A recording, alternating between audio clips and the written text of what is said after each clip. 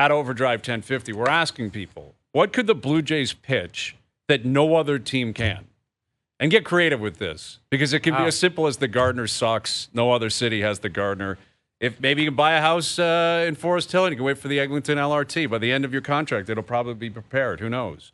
But like, what can Toronto, the Blue Jays, Canada, like, what can they pitch? Because it can't just be money. No. You know, like, obviously it could be. You could always say we'll give an extra $50 million more than anyone else. Like, you could do that, but the chances of the Blue Jays negotiating against themselves and handing him $50 million more than anyone else, $100 million more than anyone else, I think is very unlikely. So I think money is going to be pretty equal between the Jays, the Dodgers, whoever it is. Yeah. They understand what the price is, and that's what it's going to be. Every team's going to go in there and say, we believe in our program and our culture, and we're trying to win. They're all going to pitch that. Yeah, they're all pitching. Right? So what is it the Jays can pitch that nobody else can?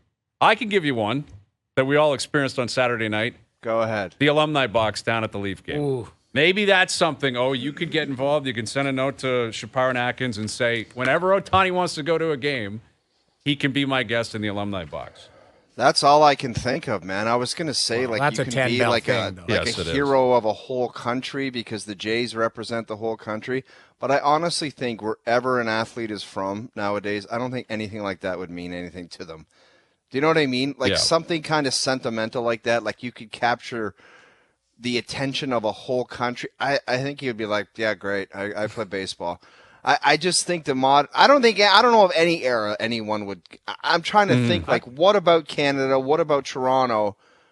You could throw at him where he would be like, man, that's really cool. Like, do they like, if he's a big music fan, like, do they have Drake reach out to him? Stuff like that. Like, if he's a Drake guy, you know, like, it just something, because he would have to be reaching out to people from that area in his stratosphere. Mm-hmm. So maybe they do say, have Drake reach out to him and go, hey, if you're thinking that I live here. Wouldn't it be nice, Hayes? Like, wouldn't it be nice just once? And I know we traded for Kawhi. We drafted Austin Matthews.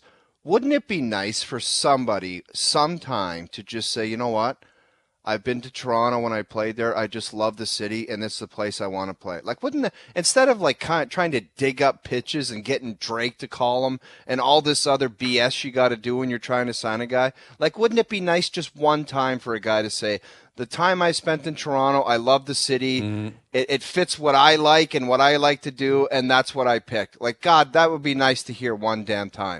It would obviously be incredible, especially when you're talking about the magnitude of the player, right? Because they have signed, like George Springer was a big signing. Yep. Kevin Gausman, a big signing. They've had big signings. The Leafs, Tavares came home, but we knew that. He was from Toronto.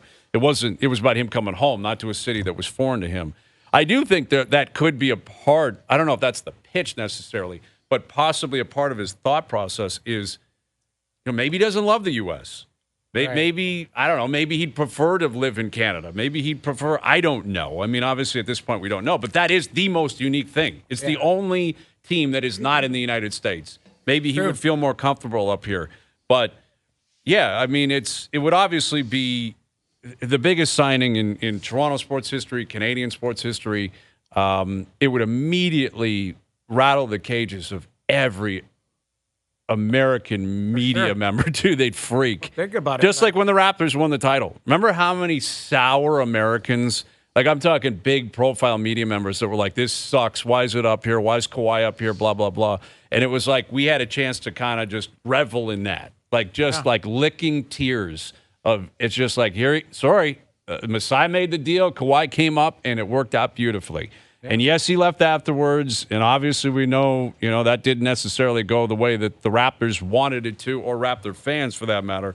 But this would be the ultimate shock to the system for every national media guy, local media markets, New York, Boston, et cetera, them trying to explain this guy picked Toronto. And do I believe it's going to happen? I still don't. Like, if I'm putting money down, I don't think he's going to come up here. What if it's Kikuchi? What if Kikuchi's his best buddy from back home? I want to believe that. Talk about a hero. That guy will turn into a hero. And I don't know which one of you said the name George Springer.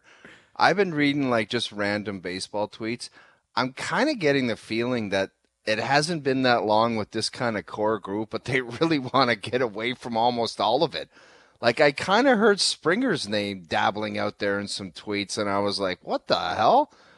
I mean, maybe the contract they'd be more interested in getting out in front of, but I don't know. It just seems like when you hear the names like Soto, Ohtani, it's like maybe they don't like these guys that are here right now, and maybe they just want to completely move away from the majority of it if they can, which would be crazy. Well, and listen, if you land a big fish like Ohtani or you end up trading for a guy like Soto, that immediately becomes the face of your organization, your best player. Yeah. Everything revolves around that.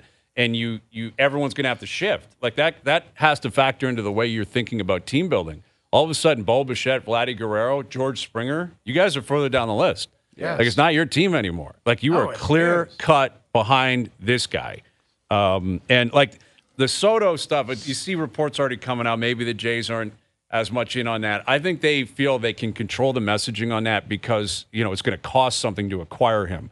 Right. The crazy thing with the Ohtani reports and the buzz and the rumors is they are well aware of how people in Toronto are reacting to this stuff. Like people are freaking out. What's going to happen to Ohtani? Do you think he can come? If he came, what would it mean? And they could get in front of it if they don't believe they can get him or they don't really want him. They could leak it to the media by now through the local media or national media. Yeah, we're not in. We're out. Yeah. They could absolutely control that. They haven't done that. They haven't done that, but I also think they haven't done that because it's a lose-lose situation if you do. If you leak you're out, then there's two explanations for it. We don't want to pay him. You can't explain that. That's an awful look. You're telling me Ohtani might want to come here and you're not willing to pay him? Yeah. You can't say that. No, you can't. And then the second explanation is he doesn't want to come here, and they don't really want that out there because then it's like you're not a serious player. Yeah, it makes it so it's a lose-lose in terms of controlling the messaging with Ohtani. But if he ends up signing somewhere else, you can bank on them quickly getting in front of this saying, we were right in there. He loved us. We were number 2. That's more than likely what's going to happen. Not hearing the Yankees' name scares the hell out of me, I'm telling you. It's like usually the Yankees are at the top of the list, like that Garrett Cole scenario when it was just like, he's going to the Yankees. And them being silent or not hearing the word the Yankees or the team the Yankees, it's like it scares me that they're just going to come out of the blue and over the top, and they'll end up with both of them. I think Soto's going to end up there. I do. And I think the Jays are being used in that to up the price for the Yankees. And I think if they acquire Soto, they'll sign him. Like they'll give him a 10-year deal at massive money, and that monster will be in the AL East.